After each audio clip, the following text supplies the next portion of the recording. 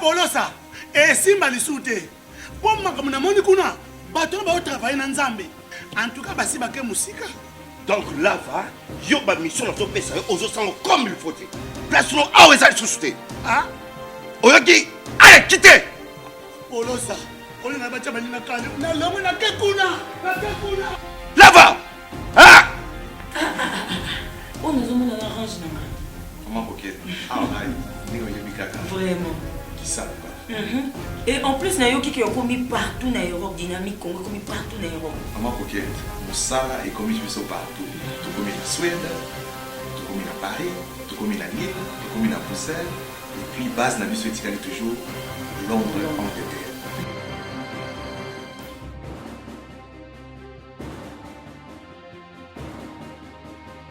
Biso na dynamique Congo, toza ko avancer na nkolo. Deuxième partie, critique info. Dans la suite de la première partie, on l'a dit aujourd'hui, on va la consacrer à des analyses, mais donnons quand même les informations, ou d'abord les informations. Daniel Safou, Pierre Kangoudia, Chéribin Okende, de nouveau au Parlement. On attend la confirmation, mais c'est ce que dit la prospérité. Il faut dire que Jean Goubal aurait des sérieux problèmes. Je n'ai pas encore la confirmation, mais on nous dit que Jean Goubal a eu de petits soucis. Kangoudi a eu raison sur Jean Goubal. Je ne confirme pas encore l'info parce que je n'ai pas encore la véracité de l'information. Même si certains journaux en parlent, j'attendrai que l'on publie les arrêts aujourd'hui. Il faut dire que ces arrêts sont inattaquables et on ne peut plus les attaquer ni en erreur matérielle ni en correctif. Donc en rectificatif pour erreur matérielle. Donc ça s'arrête là. Et le jeu va s'arrêter là. Encore une fois, malheureusement. Et donc on attendra ce qui va se passer après. Chéribin Okende a été confirmé. Madame Ouivine Moleka a été déboutée. Monsieur, il y a beaucoup, je ne citerai pas. Il y en a plus de 160 requêtes ont été hier traitées. Et donc aujourd'hui, peut-être à minuit ou peut-être à 1h, on donnera l'info. Qui sait? Attendons voir, comme ça on pourra avoir des analyses là-dessus. Alors j'aimerais encore une fois, mesdames et messieurs, réfléchir sur un point. Est-ce que vous ne voyez pas que nous sommes tous tombés dans le piège de la Kabylie? Nous sommes en 2007. Joseph Kabila a dit à la presse que je vais aider l'opposition à se désunir. Les opposants avaient pris ça pour de la blague. Mais ce n'était pas une blague. C'était une volonté manifeste de mettre terme à cette opposition. Et comme il a hérité d'un pouvoir, d'un système depuis très longtemps, c'était quoi le système? Appauvrir le peuple pour l'empêcher de réfléchir. Vous savez, mesdames et messieurs, lorsqu'on appauvrit un peuple, lorsqu'on réduit un peuple dans la pauvreté matérielle, eh bien, on l'empêche à réfléchir. Et du coup, le peuple ne va commencer à réfléchir que sur des histoires futiles. Ça veut dire manger, manger. Et si je ne trouve pas à manger, je trouve une substance qui me permet d'oublier. Et il faut faire quoi? Il faut être trop malin pour ça. C'est-à-dire qu'il faut ouvrir beaucoup plus l'espace au divertissement et fermer beaucoup plus l'espace de la réflexion.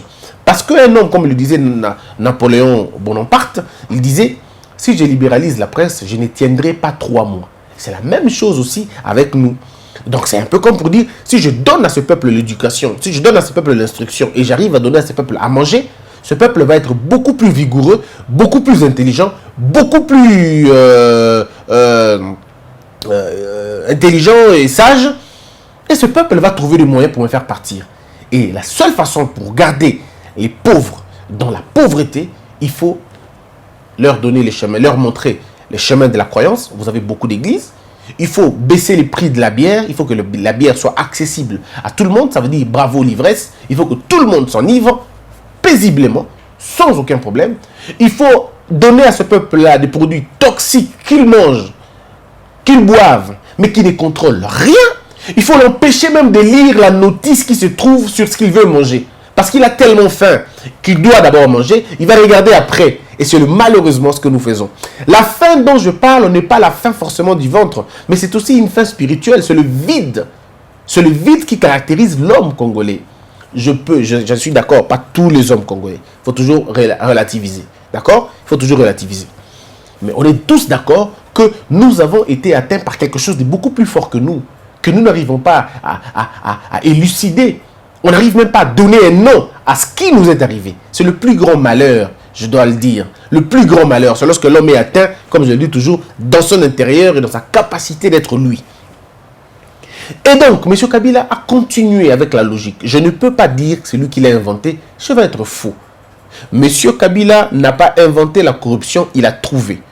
Mais est-ce qu'il a travaillé pour lutter contre la corruption? Non. Au contraire, il a permis à la corruption d'évoluer. Ça veut dire qu'il a arrosé la corruption qu'il avait déjà trouvée parce que ce n'est pas lui qui l'a plantée. On est d'accord. Est-ce qu'il faut aller dans l'histoire d'accuser les autres? Ça ne nous avance pas. Analysons sur le fait et apportons des propositions, des solutions pour sortir du problème. C'est exactement ça. Appauvrir un peuple, l'empêcher de réfléchir. Et à côté, il faut donner à ce peuple le moyen d'évacuer sa frustration, d'évacuer son stress. Lorsque le mal a atteint la Chine, lorsque le mal a atteint la Corée, parce qu'il faut rappeler une chose, la Corée du Sud, je ne parle pas du Nord, la Corée du Sud, après la partition de ces deux pays, il faut d'abord dire la famille Kim et les autres, je ne parle pas de ça, mais après la partition de ce pays, la Corée, elle avait été aussi colonisée de la même manière que la Corée du Nord. Tout a été colonisé dans le Japon. Et les Japonais ne faisaient que raconter aux Coréens une seule chose, que vous êtes petits, vous êtes rien, vous êtes rien. Et l'animal qui caractérisait la Corée en ce moment-là, c'était le lapin. On disait, vous êtes lapin. Vous savez, le lapin, il est tout effrayé, il n'est pas à l'aise, le lapin. Il est toujours effrayé, toujours instable, jamais quelque chose de constant. Il est pratiquement le prédateur de pas beaucoup de choses, en tout cas pas beaucoup de choses. Mais c'est lui plutôt qui est la proie de prédestination de beaucoup d'autres prédateurs. Et donc, il fallait finalement détruire la pensée de Coréens pour les empêcher de créer quelque chose, les empêcher de en sortir et leur dire que vous n'êtes rien, en fait. Vous n'êtes rien. Et cette vie a été menée ils ont mené cette vie pendant très longtemps. Mais j'ai passé quelque chose de fondamental là-bas. Il y a eu leur mouvement de pères, de leur indépendance, les pères, de leur révolution qui ont combattu la grande peur coréenne. Et la grande peur coréenne a cédé la place à l'innovation, au courage, à l'anticipation. Mais comment ça se passe exactement? Ça se passe par le changement de mentalité. Ils ont arrêté de s'appeler lapin, ils se sont appelés tigres. Aujourd'hui, l'animal, le symbole de l'animal coréen au sud, c'est le tigre. Aujourd'hui, il s'appelle des tigres. Vous avez compris? Du lapin au tigre. Est-ce que vous avez compris ce que c'est? Ça veut dire que nous cessons d'être une proie, nous devenons nous aussi des prédateurs. Et c'est ce qu'ils font aujourd'hui. Ils ont le pétrole alors qu'ils n'ont pas une goutte. Ils ont le café alors qu'ils n'en produisent pas. Donc c'est simplement parce qu'ils ont compris quelque chose de fondamental, que c'était là qu'il fallait changer. Et ils ont changé ces choses-là. Ils ont fait quoi? Ils ont donné au peuple l'enseignement qu'il fallait, ce que la Corée du Nord ne fait pas. Ils ont enseigné le peuple, ils ont poussé ce peuple à rompre avec l'ancienne habitude qui consistait à avoir peur et à regarder l'autre comme plus gros et que vous êtes petit. Ils ont pensé les blessures intérieures que ce peuple-là avait et ils ont construit finalement un peuple. Ce que M. Kabila n'a pas fait. Et avant lui, bien sûr, personne n'a fait ça aussi. La construction idéologique d'un peuple, on ne l'a pas fait. Nous n'avons pas construit l'homme congolais dans ces trois dimensions, dans son corps, dans son âme et dans son esprit. Nous avons échoué dans dans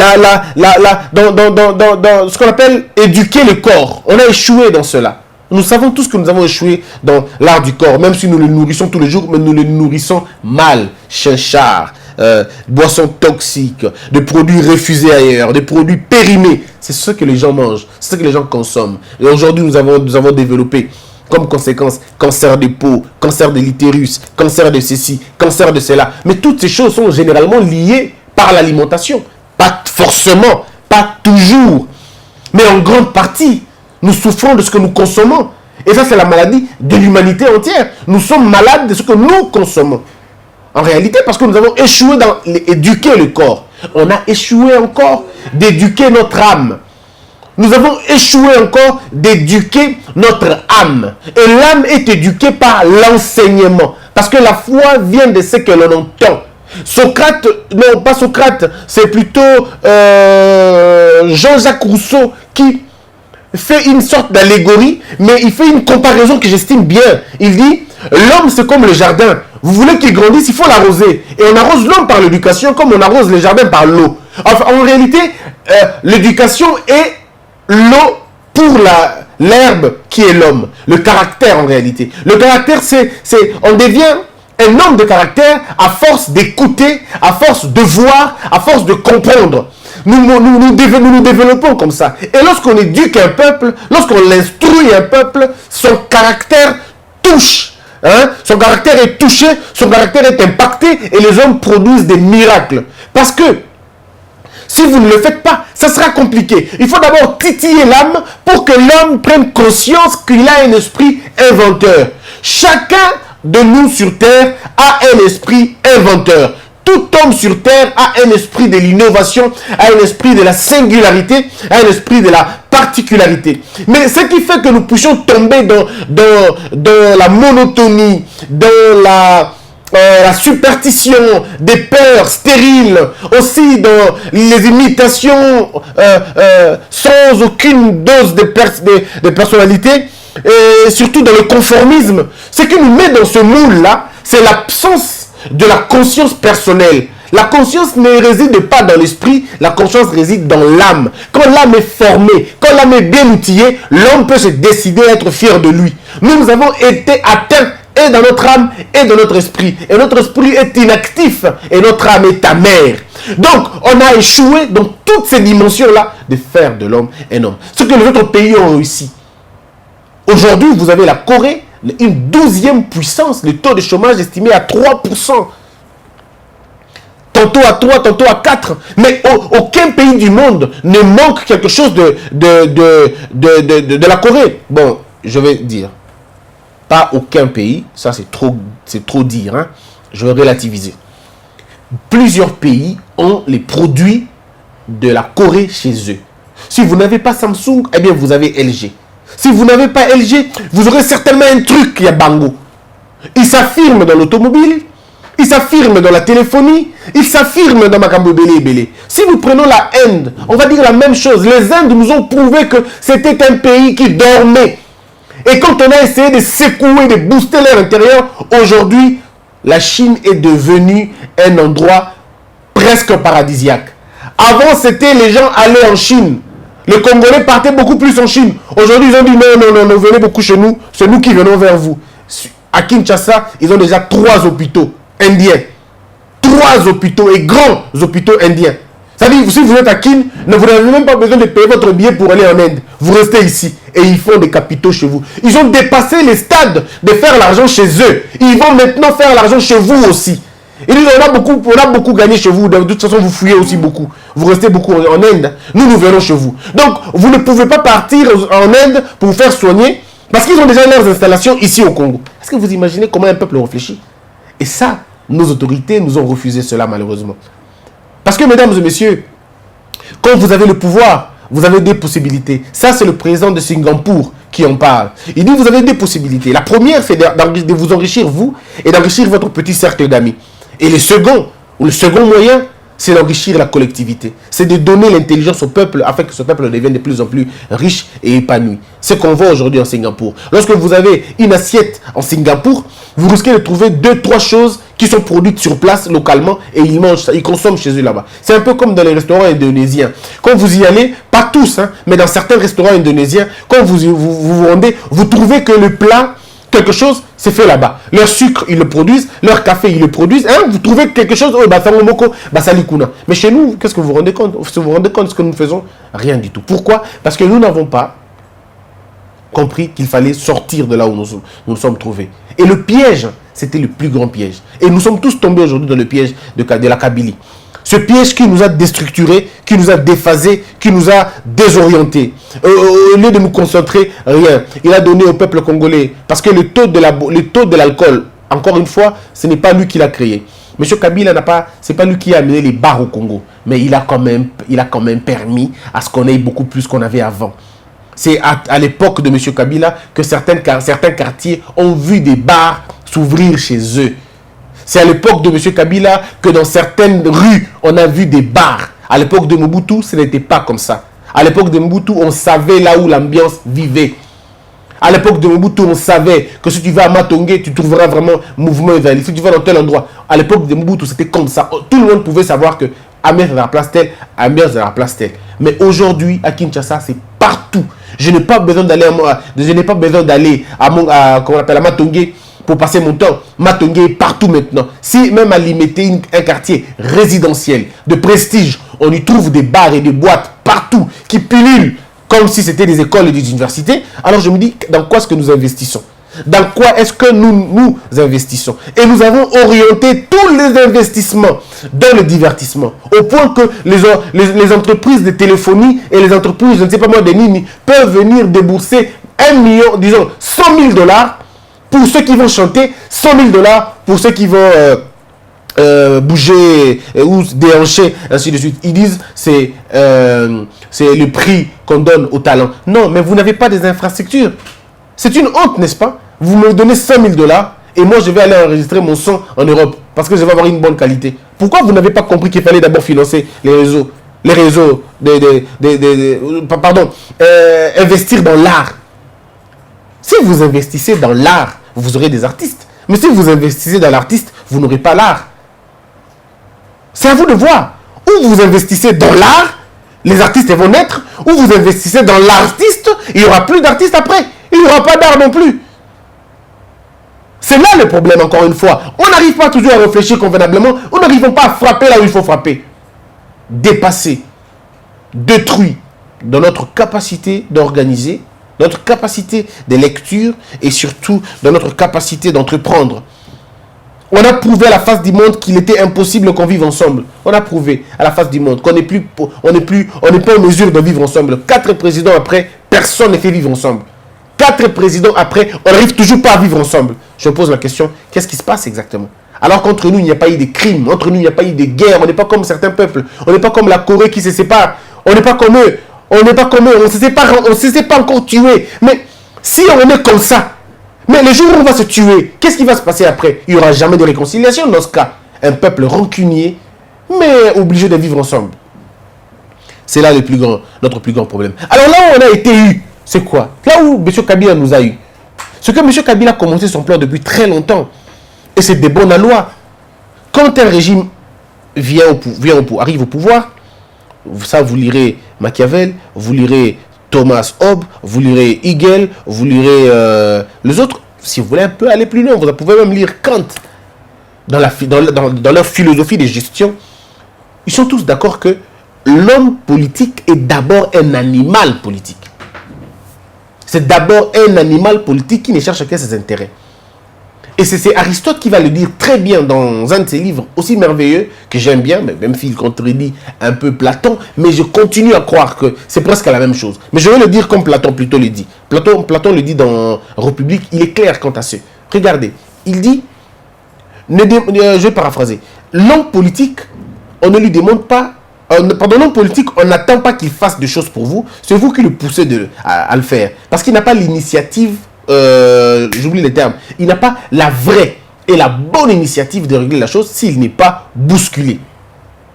C'est ainsi que Montesquieu, dans sa théorie de la séparation du pouvoir, il met ce que moi j'appelle une concurrence, une sorte de concurrence, une sorte de compétition à l'interne.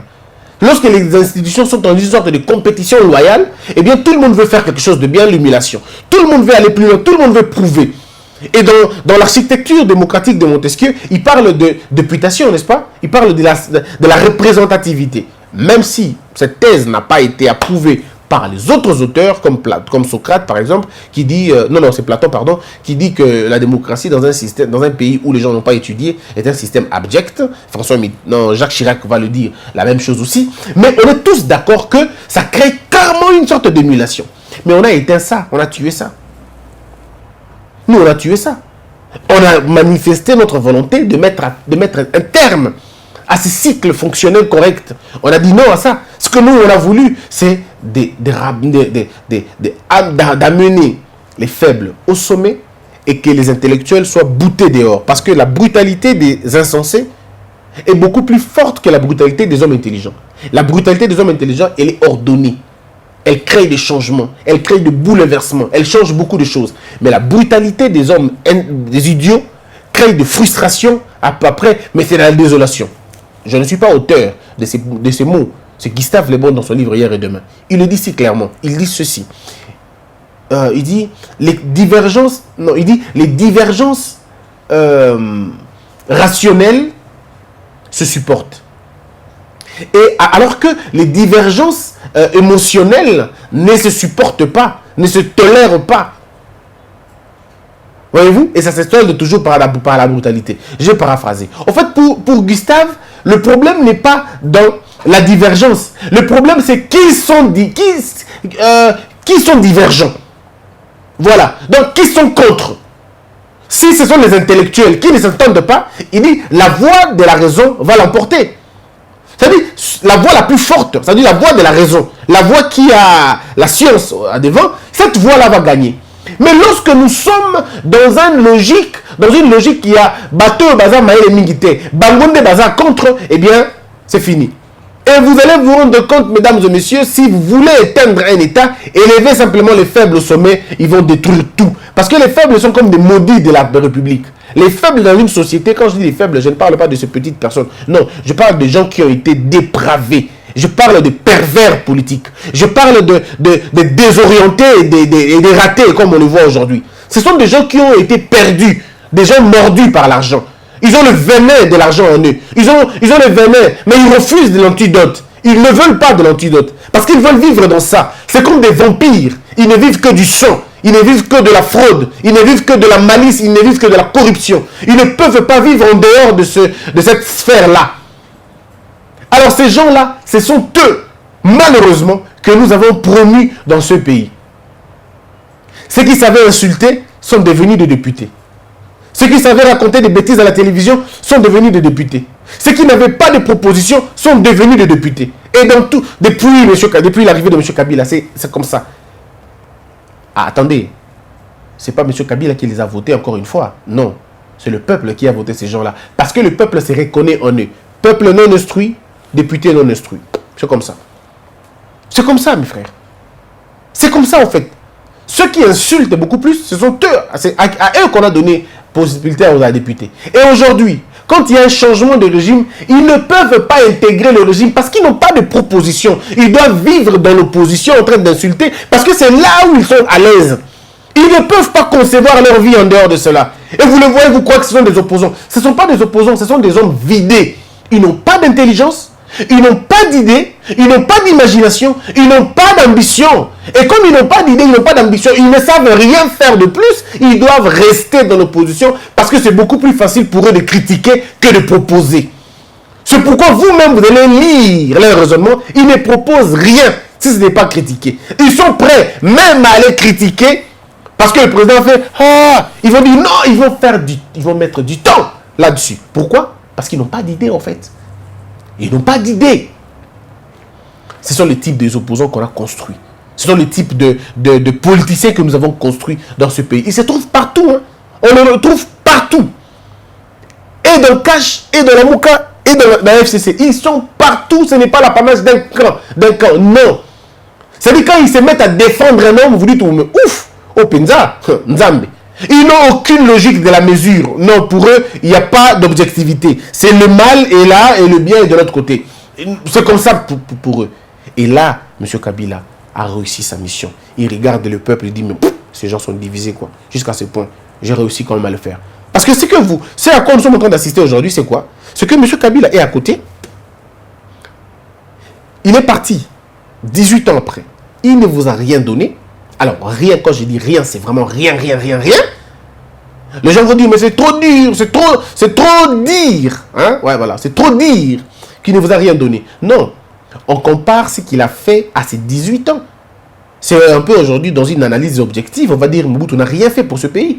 Pas quand on dit qu'il n'a rien fait, c'est pas qu'il n'a rien fait, rien. Non, il a fait des choses, parce que même rien s'écrit avec 3 lettres. Il y a R, il y a I, il y a E, il y a N. Non, 4 lettres. Donc il y a R, il y a I, il y a E et puis il y a N. Donc même le rien s'écrit avec quelque chose. Même vide, Le vide n'est pas vide totalement parce que le vide s'écrit aussi. Il y avait I2E. Donc il n'y a pas de vide, il n'y a pas de rien aussi. Il y a toujours quelque chose. Mais c'est proportionnel à la tâche qu'on avait.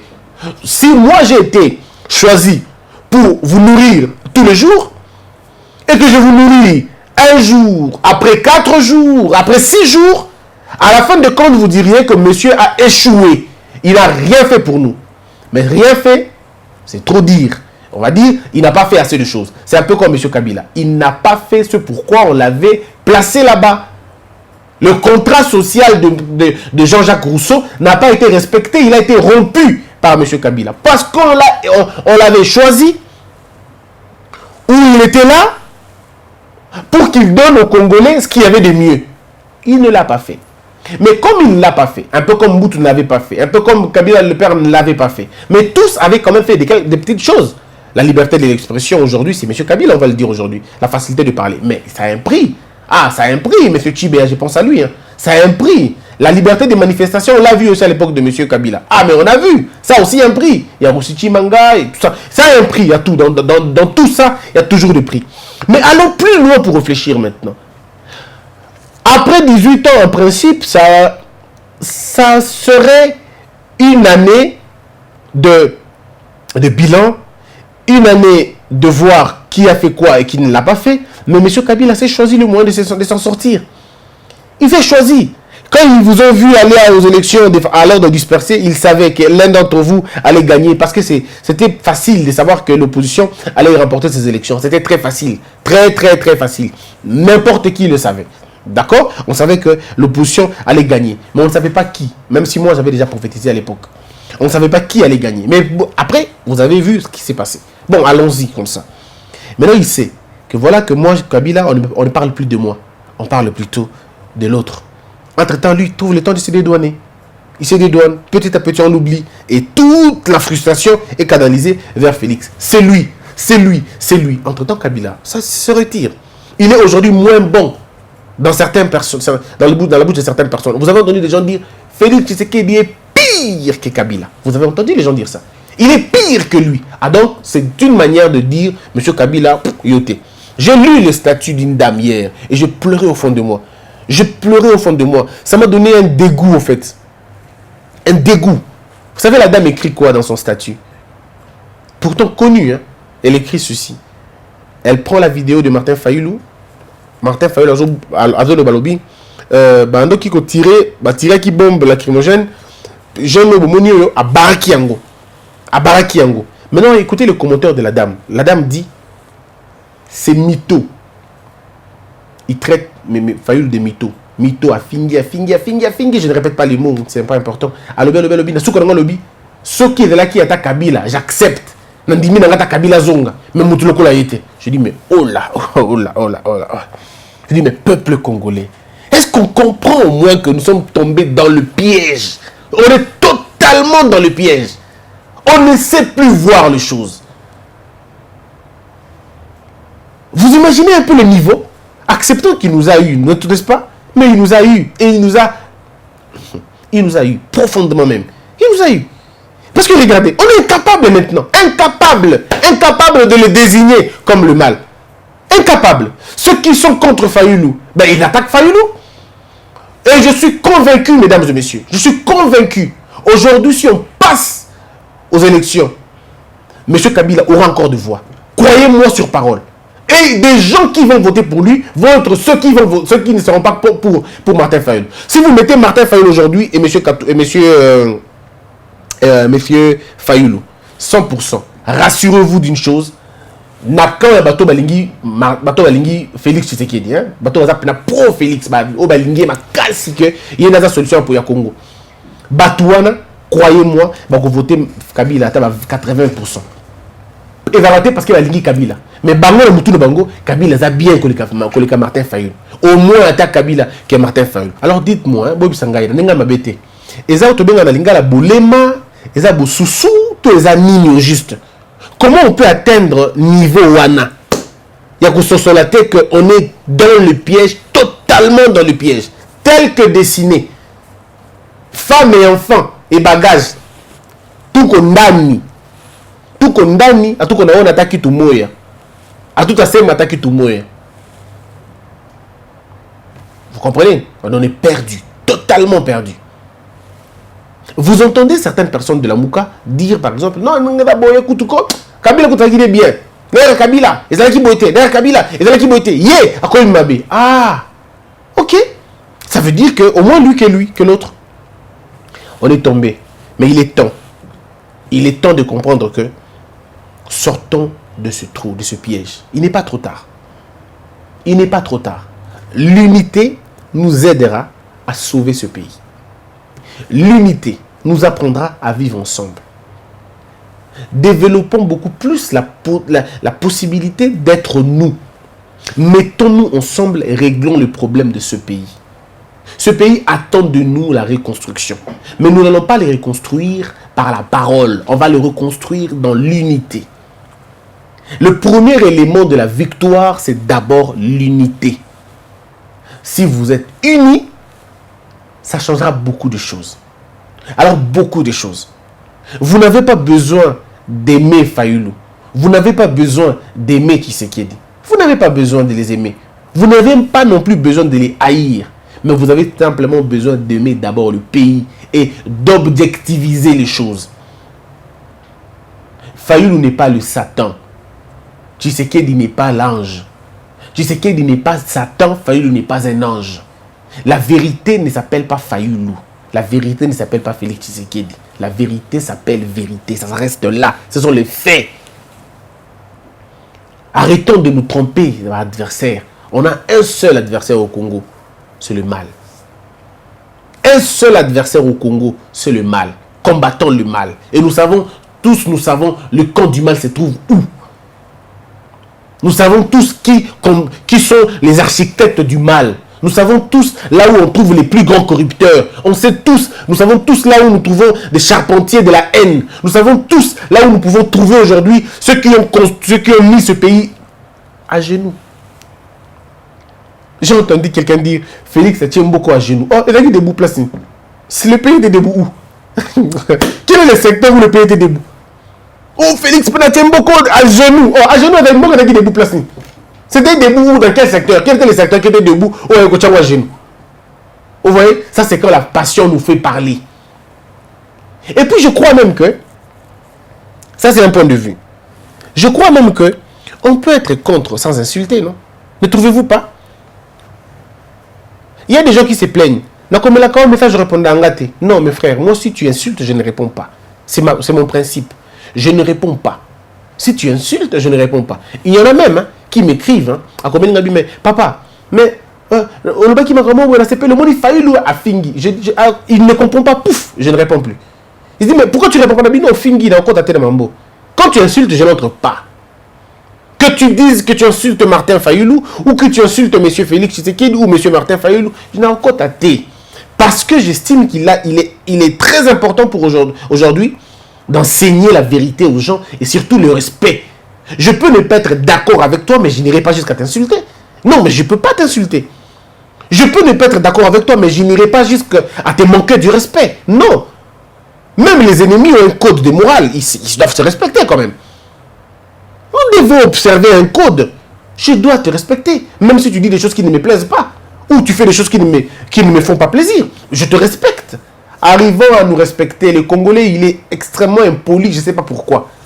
Je ne sais pas pourquoi on est impoli à ce point. Tu ne connais pas personne. Tu ne me connais pas. Tu commences tout directement à insulter quelqu'un. Oh, il est bien. T. Autant de ah, mais il était en fonction de quoi? Autant de place encore. À 5 ans, la réponse. T. Si quoi? Autant de était. Oh, on est dans mon équipe. Ah, on est. Vous comprenez un peu le problème? C'est ça le mal, notre mal. Construisons ce pays. Sortons dans ce piège. Abonnez-vous, s'il vous plaît. Abonnez-vous. Nous sommes le 4 aujourd'hui. Abonnez-vous, abonnez-vous massivement. Il ne nous reste plus que 10 000 abonnés. Base Nangaï. C'est beaucoup mieux belé. Alors, base one. Nous avons faire abonner 10 personnes. C'est beaucoup mieux que 50 déjà. Si vous faire abonner 10 personnes, tu as au moins 500. Si vous faire abonner 50 personnes, moi qui est au moins belé, donc on va calculer comme belé, mais tout comme belé. Sortons du piège. Regardons le Congo dans sa grandeur, pas dans sa petitesse. Pas dans sa petitesse. na bomoko tokolonga. Apprenons à vivre ensemble comme des gens intelligents, sinon nous mourrons ensemble comme des idiots. Dixit Martin Luther King. Que la peur quitte nos esprits et que Dieu bénisse la RDC.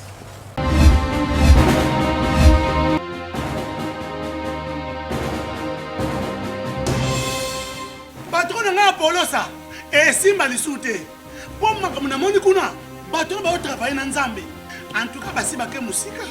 Donc là va yo ba mission na to pesa yo ozo sango comme il faut.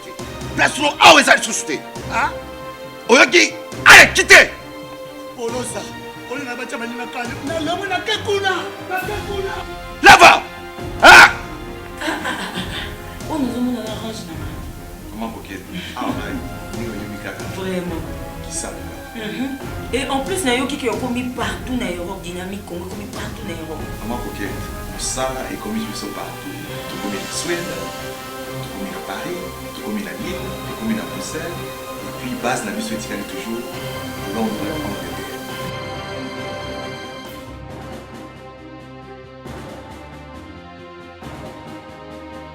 Biso na dynamique Congo. Toza ko avancer na nkolo.